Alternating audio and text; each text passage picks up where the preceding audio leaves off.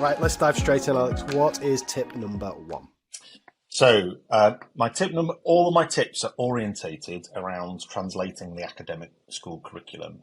I think some people call that literacy, but actually, if you call it literacy, then people sometimes bring baggage to that term. So, just to say, my 5 tips are orientated around making the language of our school curriculum accessible and translating it. So, tip one is pre-topic mind maps.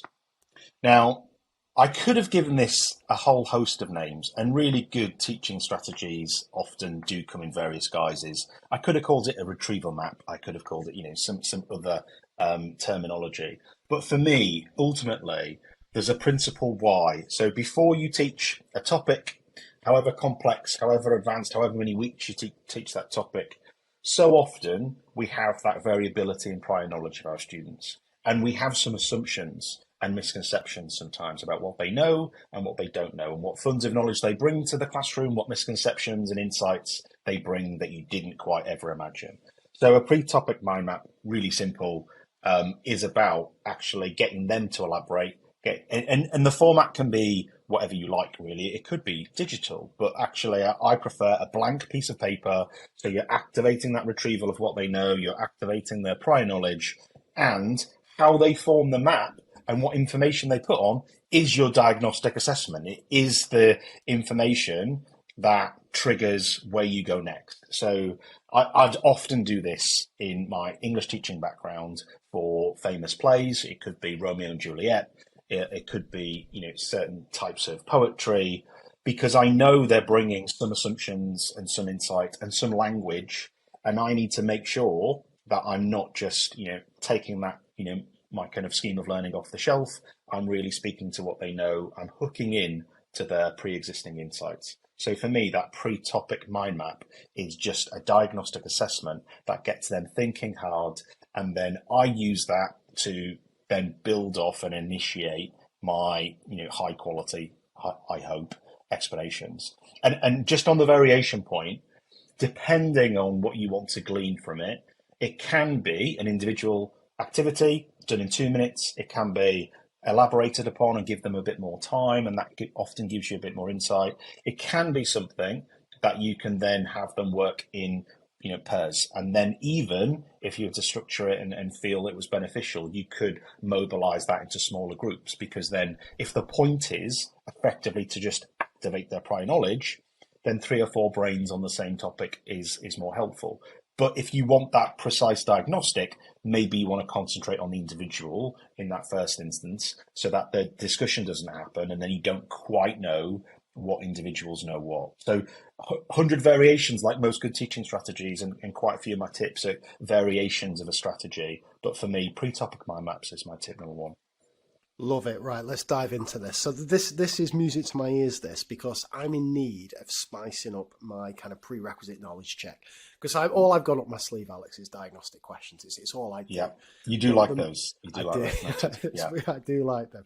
So I'm into this, but I need to dig a bit deeper into it. So first question is, what kind of guidance would you give the kids about what to write down? Do you give them like some examples or anything like that? Yeah, so again, and it's a bit of a that kind of classic teacher answer, but it depends. So depending on their kind of background knowledge, so if I'm speaking to an A-level group and they're doing English literature and I'm asking them about a Shakespeare play it might be one for the first time, then I'm expecting some significant background knowledge, and to the point where I don't want to shape too much of their responses, because I almost want to see the difference. I almost want to allow for misconceptions to foster even, and for assumptions to play out. But depending on what I want from that diagnostic, I might give more structure. So often I'll focus on just words, because I want them to just keep it simple in the first instance at the very least. What words do you associate with this topic? So it could be biomes, it could be photosynthesis, it could be Macbeth. What words do you associate? And I just want you to map out the words, and the only elaboration on that might be you might have some arrows between words that connect, and you might branch off into particular subcategories if that reveals itself. So again, it can depend. If I might model, a pre-existing word map, I might model this topic mind map, but that also, again, it depends on what I want out of it, because sometimes I want to keep it really simple. I want to scaffold it so I'm getting that vocabulary knowledge elicited, or sometimes I want misconceptions. I want a bit of struggle even. I want that kind of deliberate difficulty with the task. I don't want them all to be floundering and struggling and not know what I mean, but I might keep the boundaries of how they represent that information.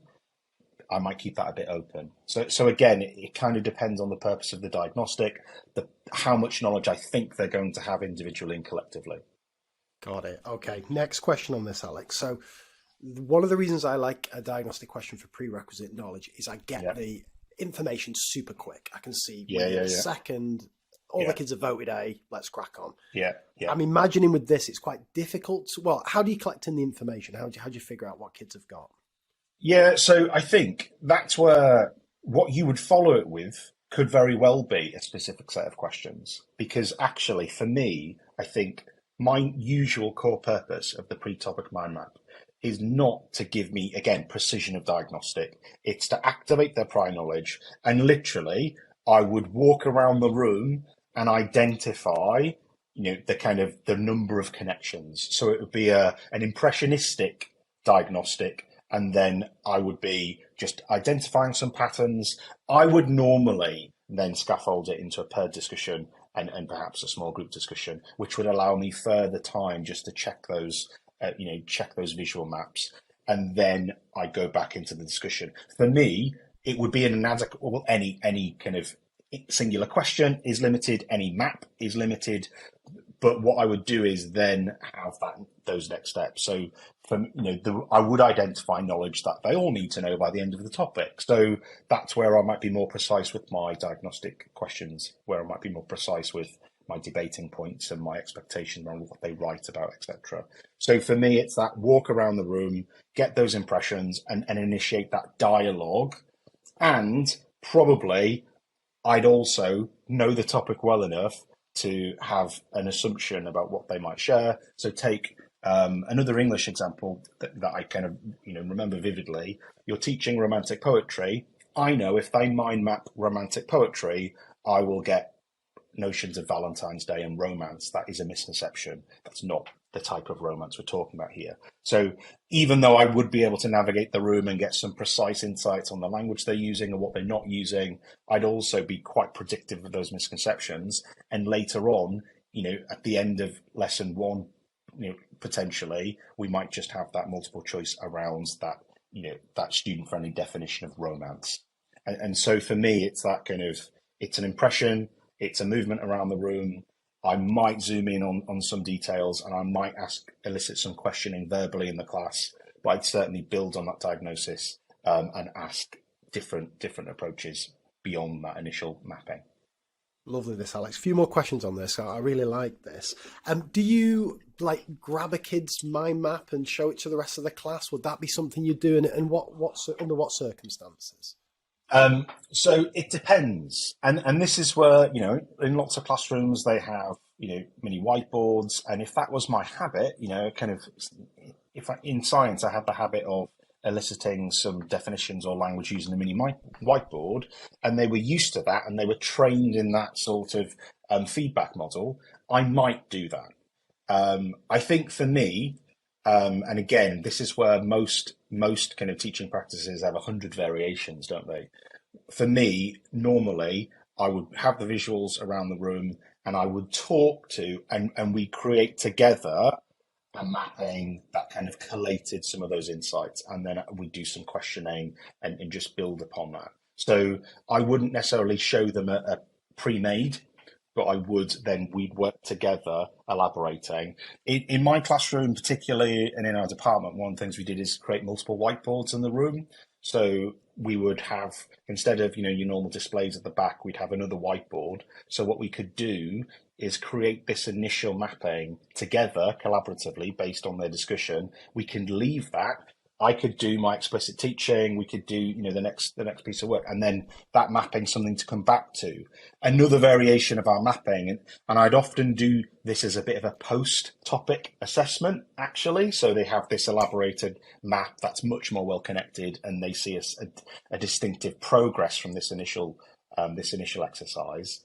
And another variation, I'd have a wall display. If we had a topic that I thought was complex, it might be a topic like a text like Animal Farm. We'd have a wall display place, which is a working wall. This initial mapping that they did individually, we'd translate some of that onto that working word wall, and then we'd elaborate upon it lesson by lesson, and it would be a retrieval resource. And then you can, depending on that initial map, you can keep that, you can take it away, and you can use it as a retrieval exercise. So a colleague, Lorwyn Randall, I remember he would use in his teaching, he'd use these maps, and then he'd actually place a piece of paper over, and they could just see the lines on the mapping, and they'd try and retrieve it. So again, countless variations on that, and it depends what purposes you want. But activating prior knowledge, that's some effort for retrieval and some elaboration and discussion are, for me, the active ingredients, the kind of the evidence warrant for why this is an approach that seems to have some traction. Love it. Final question, I promise, on this first tip, Alex, and it's the one is coming here. I can see this working like a charm in English. I can see it working like a charm in history, geography, anything for us maths guys, Alex. Can you see this being a useful thing? Have you seen it working? No.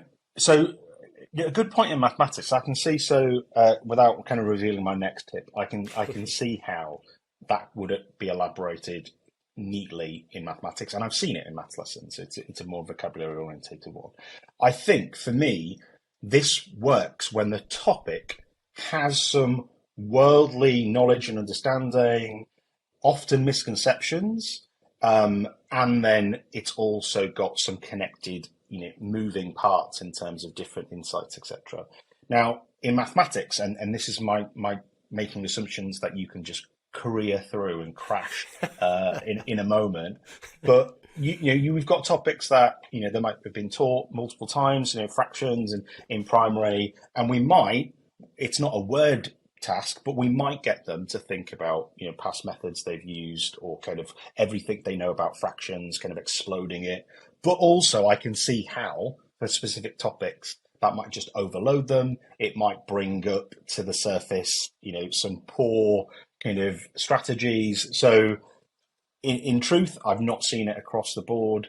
I've seen it mainly in my own teaching, and I think the ingredients for me, this kind of activating prior knowledge, that is what the teachers need to graft upon their own subject domain and their own phase, and the capacity and knowledge of their pupils. Yeah, I really like it. I said last question. This is just a comment, Alex, and feel free just to just kind of either nod or shake your head. So this is nonsense. One thing I'm a bit obsessed with at the moment is learner-generated examples.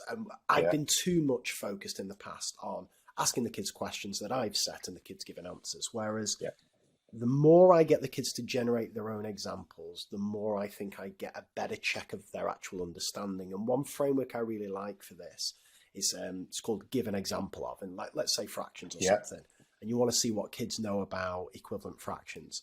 You say, split your whiteboard into 4 or your piece of paper into 4. Top left, give an example of a fraction equivalent to 4/5. Top right, give another example of a fraction equivalent to 4/5. Bottom left, give an interesting example of a fraction equivalent to 4/5. And bottom right, give an example of a fraction that somebody might think is equivalent to 4/5, but it isn't. And it feels to me, this is what I like about that, and why I think this ties to the mind map. Is it's kind of like the blank canvas, just with some constraints in there. It's a way of just seeing what's in the kids' heads before you kind of get involved, if that makes sense. So I like that. No, I think that's really helpful, and I think you're right. They both take the same active ingredients, which is the blank canvas, the activating what they know, often revealing some benefits. Some things they do know that we can build upon, some things that we need to challenge and misconceptions. And that point around, I think, and you asked it earlier, I see what you're getting at, where depending, there needs to be more structure to it. I think ultimately we're talking here about some retrieval, some background knowledge activation, graphic organizers. So a mind map can be a very simple and depending on the domain, not as effective. So a concept map and that hierarchical structure, or the four square you've just described. I think I like that effortful thinking about exactly how do we scaffold and break it down. So for me, because the nature of that knowledge was sometimes a bit sprawling and interconnected, then the mind map is fine as an architecture. And how much I needed to scaffold that is a choice I'd have to make per topic, per pupil, and that's where the variation comes in. So I think your idea does share the same ingredients, and it sounds really powerful. Love it, Alex. Love it. All right.